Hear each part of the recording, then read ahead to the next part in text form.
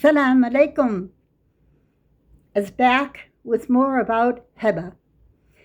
Now, I had not had any more to do with Heba except a couple of letters back and forth where she encouraged me in my Islam and hoped and prayed that we would get together once more. Well, it was perhaps years later, and I don't recall, it was so long ago, but it was years later that I had met my to-be husband, and I was 40, he was 43, and we were married initially in his mom's house with his family, and then we were married 3 days later in the it's called the Shadl Aqadi. It's like the government office, like we would go to the town hall or something like this. And then we were married a couple of months after that in a large wedding at the Meridian in Masra Jadida. And he wanted that. I didn't care about it because I was married twice before and he was married twice before, but so be it. He convinced me that this would be a good thing to do for his family so that they would take me seriously and not think that he was just off on another adventure with another wife, because he had had 4 children, 2 from his first wife, 2 from his second wife, and I only had one son who was grown and out of college at that time. So I wanted to invite some of my friends, but I didn't really have any friends because I hadn't lived in Cairo to make friends. I had barely touched down when I met him. And so I thought of Heba. I thought of inviting Heba because she made such an impression upon me. And then also I had a couple of other friends that I had met. I don't even remember. Only just 2 more. But when I invited Heba and I told her about it, she said, "Oh no, I can't go to that hotel. And I can't." And I said, "What do you mean you can't?" She said, "Because I'm not married and I want to get married. But if I go to that hotel, it won't look good for me because my group, let's say her type of whomever she wanted to be with, would not accept that." And I said to her, "Excuse me, Sheikh Ismail agreed to come. Sheikh Ismail is coming. Although he said to me, I won't stay. I will come just to greet you, but then I must leave." And I said, "But why? You already know my husband. You married us in the Islamic fashion." He said, No, I couldn't stay there." So then I started to think, oh, there's really a divide between these religious people and normal people because I didn't really understand. All I knew was, one thing I did know was about the mixing, social mixing, and the music. So because I had this leaning towards being a correct Muslim, without having anyone teach me or explain to me anything, I told my husband, I don't want music. I don't want that belly dancer that everyone has, because in upscale Egyptian, let's say people with money, they have a belly dancer. It's just par for the course. When you get married in a hotel like that, you will have a belly dancer. And I just think it's gross. I always did. I had gone to a few of those weddings previously. I was appalled. Number one, they start at like midnight. It's ridiculous. I don't want to say too much because Prophet Muhammad said, say something good or shut up. Qul al-khayr aw la yasmat. So I don't want to criticize. However, when you were raised, as I was, in a religious Catholic family, weddings took place at 11 o'clock in the morning. And then you would have a very respectful reception where, okay, so I'm Irish extraction, people drink, but you were home, but in those days you were probably home well before, let's say, 8 o'clock at night. So my husband was shocked. And I said, listen, if you want to do that stuff, I don't want to get married. I didn't want to get married in that hotel in the first place. I figured I was already married. But being married twice before, I felt I shouldn't be wearing a white gown. No, he wanted the white gown. His sister took me shopping. I was just like living in a dream, some kind of a dream. All I knew was this was a new life as a Muslim, no Jesus hanging on the cross the way I grew up, Jesus bleeding from the cross in every room in my house, statues everywhere of the saints and Mother Mary, and I never liked it. I always felt it was not only wrong, but freaky. The statues everywhere. It's growing up Catholic really affects you, and curiously enough, the majority of converts to Islam, believe it or not, you can check this, are Catholic. And not only that, they're Irish Catholic, like me. Anyway, getting back to what happened. I said to her, listen, if Sheikh Ismail can come, you're not a sheikh. I want you to come. If you want to leave, just do what he does and then leave right away. So she said, okay, she would do that. And she did. And he did. They didn't appear together, but they were one of the first people to be there and greet my husband with good wishes and leave. So I had to compromise on the dance troupe because he was paying all this money for this fancy wedding. So I said, no music, no music. He said, all right, we'll just have an Alexandrian, let's say, Alexandria is the seacoast area. And that's where his family was originally from before they moved to Cairo. And so it was very cute. They were dressed in navy costumes with sailor hats. And there was no music per se. There was just that beating drum. And the women all wore long, from the neck to the floor, long sleeves. They were a little bit body revealing. No, nothing naked, but they were fitted. I remember they were royal blue satin. And they were doing a folky dance with lit chandeliers on their head. Yes, on their head. As I said, don't say anything. I mean, it was just so ethnically foreign to me. They were beautiful. They were all young, beautiful women. I don't know.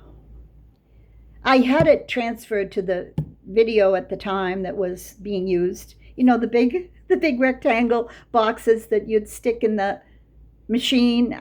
Oh, I'm really old, aren't I? Anyway, so that was my wedding, and Sheikh Ismail was there. And long story short, when I had my son, it wasn't until he was perhaps, I don't know, 3, when Heba had occasion to visit me in my flat where I lived. Now, I would be amiss if I didn't tell you that I did go to her wedding, and it was in a masjid. And it was separation, the women upstairs, the men downstairs, and of course no music, and just small little gifts handed out. And then she appeared, and she greeted us all in a beautiful, like a soft beige pink ensemble with her huge headdress. And at one point, there was a knock on the door at the women upstairs, and it was her husband. And he just stood at the door, and she introduced him. This is my husband. And that's it. And then he left immediately. So I was aware right then and there that this is a little bit of a culture clash that I'm involved in, because Allah decreed it would be that way for me. Anyway, she had already mentioned she was finishing her PhD, and then she was going to go to Oxford, and And then when she married, she has 2 PhDs. One's from Cairo University, one's from Oxford. Long story short, she drove. And I was living perhaps 45-minute drive. She was downtown, as I told you, downtown Cairo, and I was out in Maadi in the suburbs. And she would visit me. And she was always giving me advice and trying to take good care of me and my dean and teaching me things and loving to play with my son and being really like a big sister, although she was my little sister. And we lost track after she married. I think she had 4 children. But at the time, she was visiting me. She wasn't married. And she would always give me advice. And I remember one of the advice that she gave me was, you know, it won't be easy for you here. I suggest that you perhaps consider studying Islam in Indonesia or Malaysia. And I said, what? Indonesia or Malaysia? I came here to learn Arabic. She said, well, you know, you're already having some issues, and this country is not easy. So without going into details for you, and I won't go into details for you at all, other than to say my husband was military. He was a retired colonel in the Air Force. So he had to have some special dispensation in order to marry me. Permission, because I'm a foreigner. And now, of course, with what we've seen and lived through, we know why, and we get it, and we know about them, these rulers in the Middle East, and where they put their allegiance and how they determine what rule ought to be. And dissent is not allowed. Let's go. I was going to say it's not appreciated. No, it's more than that. It's kind of forbidden. Yeah, you see I'm here now, right? You see I'm back in the States? Yeah. So getting back to Heba, there was a point in time where I decided to wear the niqab. And I remember her reaction. She didn't like it. And she said, why on earth are you doing this? See, I had already labeled her as a religious person because she was still wearing the big beige or white scarf. Sometimes the khimar and sometimes just a big scarf. I call it like the tablecloth. But when I decided to put on the black niqab, it had to do with my emulation of my Quran teachers. Because once I started to study Quran, everything in my life changed. I became another person, I have to tell you. It wasn't just opening up a vista of knowledge that I was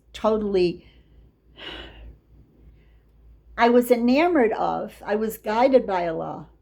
But I was so amazed and influenced by the depth of commitment of these women. They were amazing. And they were the strongest, kindest, most generous women that I ever thought existed in Egypt. Because up until that time, I hadn't met that type because my husband's family had none of them. And I was not able to distinguish anything. I'm still really a newbie, if you know what I mean. And she didn't like it. And she said, listen, you're an American, okay? You're a Muslim American. That doesn't mean you have to adopt a black niqab, because that's more or less of an Arab thing. And I said, yeah, I know. That's why I love Arabic, and I always loved Arabic. And I love the women. And she said, look, you can love the women. There's nothing wrong with the women, but we need you and we want you. As an American doctora, scholar, historian, you could do so much for that. You could be so influential, and everyone would be amazed and assist you. And she's saying all these things like trying to convince me not to wear the niqab. So I was polite. She's in my home after all, and everyone is free.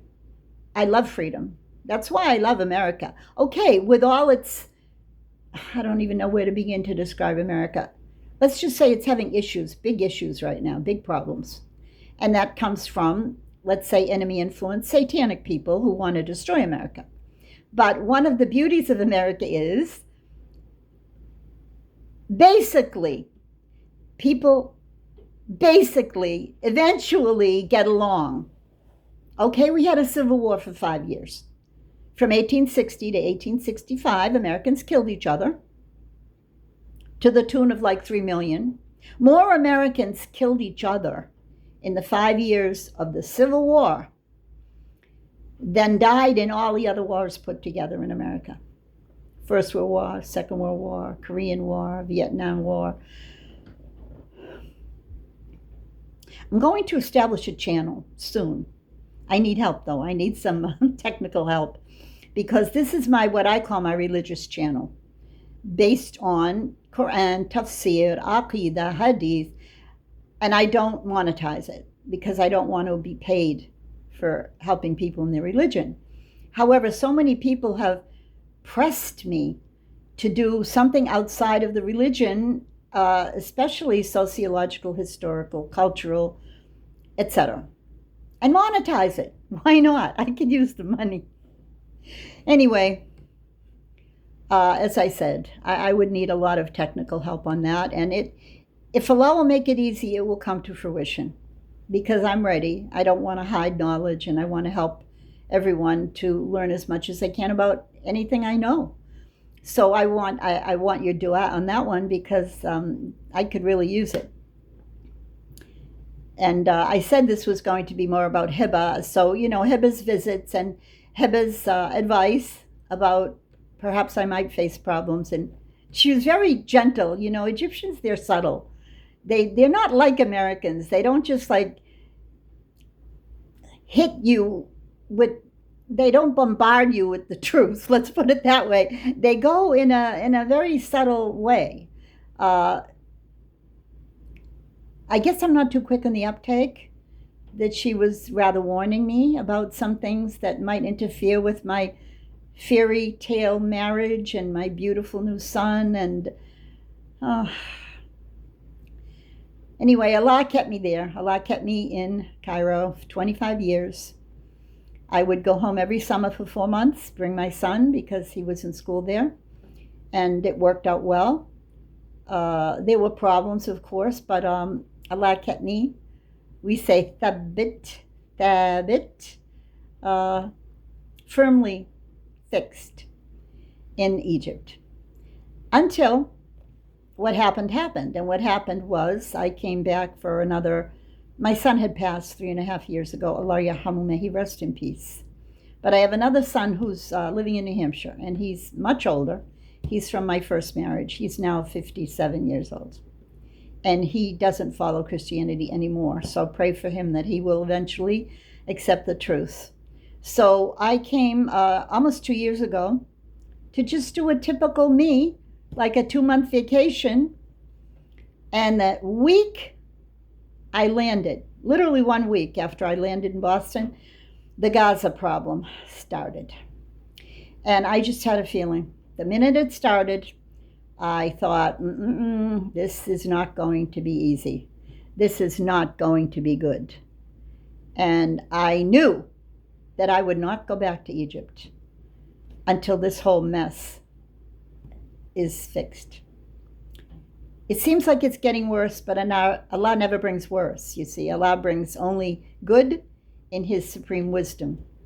But I told them all that unless the Palestinians get their state, I will never go back to Egypt. And I mean it. And I mean the Palestinians should get what they need and want. They should not be dictated to. They have a right. And I always loved them, even before I became a Muslim. I always loved, quote, the Arabs. And it had to do with my early Christian meanderings in nun school, where they would speak about Galilee and Bethlehem, and just the terminologies, Canaan, the people of Canaan, where Jesus walked. It's something surreal, my life. And I appreciate the way Allah gave it to me. And I hope you appreciate some of my memories. And inshallah, next time when I come back, maybe I'll do another walk down memory lane. But what I really want to do is finish volume 2. So I have one more lesson in Tawheed, one more. And then I'll be finished with volume 2. And I didn't do volume 1 because many people are starting to become involved. Well, they don't even have volume 1 and 2. They have the one big book of Qawl Mufid. It's the Kitab al-Tawheed, Qawl Mufid, with Sharh Uthaymin. So it's a very famous book, and he's passed now, but the Sheikh from Saudi Arabia did what's called the Sharh. So it's like explanation of the Kitab al-Tawheed. It's 1,000 pages, but I had it divided into 2. We say mujallid, 2 volumes, in order to travel in and out with it easier. I have to finish that. I will. Inshallah, I will. And then I hope you keep learning. And I hope you watch my channel no matter what I do. It might be these little tidbits of my life, but it really should be knowledge for you. So stay tuned. I think tomorrow, what time is it now? 2:30 in the morning? I wake up for Fajr, and that's cool. I mean, I pray before that, and then I stay awake for 3 hours, maybe reading Quran, and then I go back to sleep for an hour. Senior life. The senior life is different. You can just fall asleep at the drop of a hat. It doesn't matter. Nap in the morning, nap in the afternoon. I could never do that. But that's why seniors, they call us sundowners, because we fall asleep. Yeah. Okay. Love you. Assalamu alaikum. Rahmatullahi wa barakatuh.